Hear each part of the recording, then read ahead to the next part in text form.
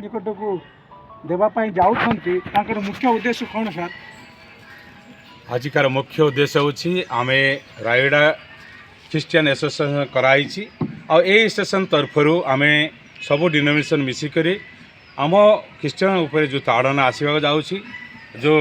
प्रभु ना बदनाम करा जाऊँगी ए सब कथा न करने आम सब कलटू प्रथम आम भारतर प्रेसिडेंट बा जे अच्छा प्रेसिडेंट को दौचु ता सहित चीफ मिनिस्टर को दौचु आमर कलेक्टर को सब कलेक्टर को एसडीपीएम को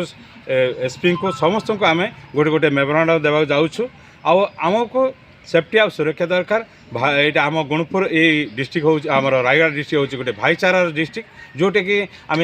शांति और सद्भावना बंचुछु आम कौन सी हेटेड बा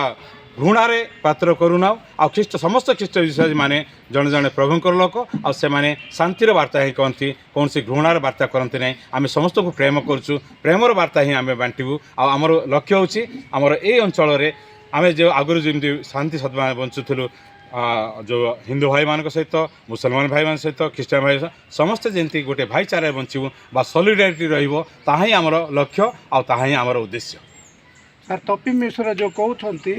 ख्रीस्टान माने मेडिसिन दे सुस्थ करुँचा कौन सत कि? यहाँ संपूर्ण मिछ ए कौन सी सत्यता नहीं।